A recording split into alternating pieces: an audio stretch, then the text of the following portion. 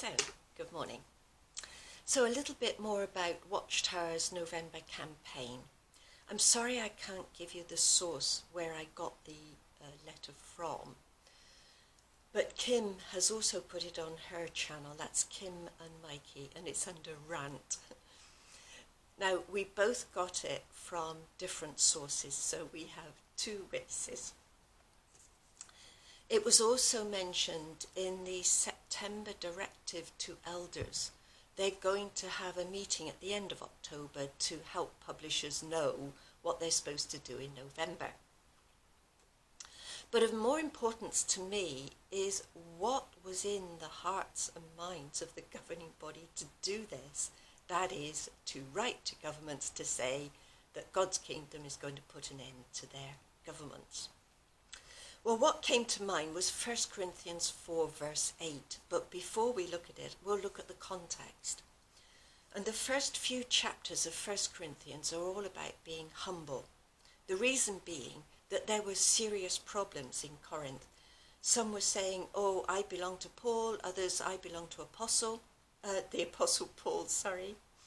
And so Paul had to say this in chapter 3 and verse 5. After all, what is Apollos and what is Paul? They're servants. So today, I suppose we might be saying, well, I belong to the governing body. But once again, what is the governing body? They're just servants. That's if they're doing what God wants. Consequently, in verse 9, Paul said, we are fellow workers with God.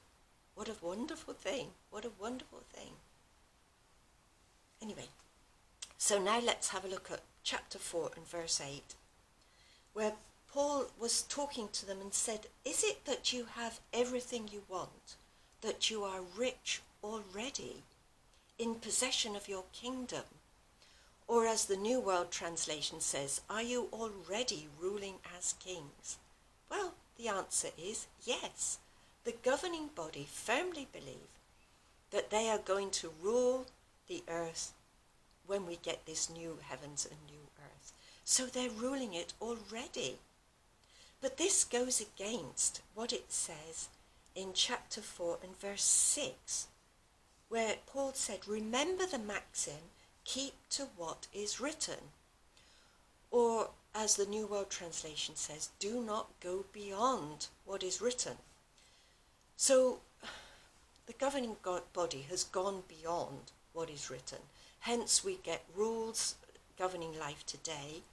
And I've even heard that they're telling their members that when this new earth comes, they're not going to be allowed to live where they want to live. They're going to have to live where they're told to live. Now, if that is true, they've gone way beyond the scriptures. But let's just think about this for the moment.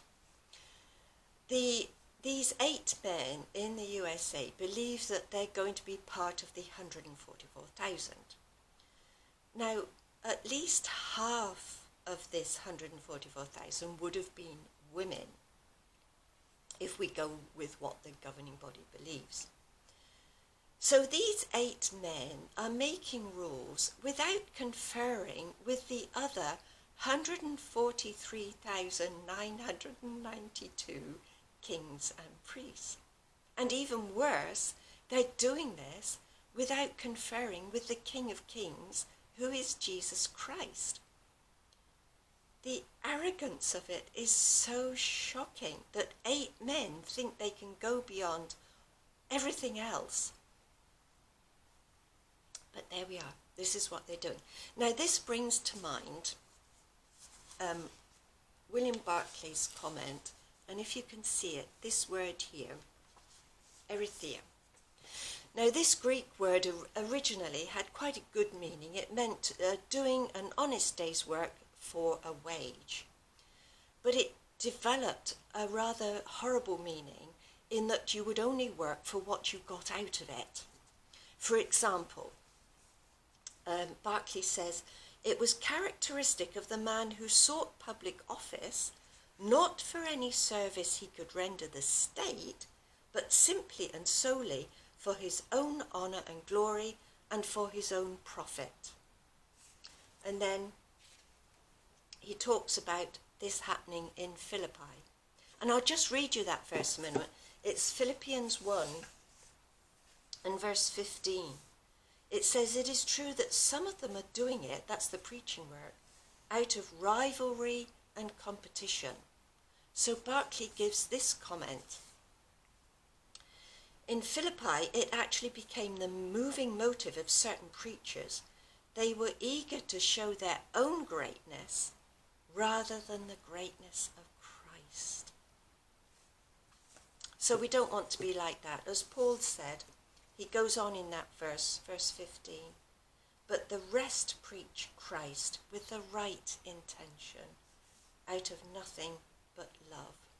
So let's look for those who have the right intention when they preach, those who wish to preach out of love and humility. You might like to read through the first few chapters of 1 Corinthians and see the sort of motives we need. We're doing this as servants of God. We're doing what we ought to do, not for our own glory. But anyway, thank you very much for your comments, by the way. I do read all of them, and they're very helpful. Thank you. And thank you for watching this morning.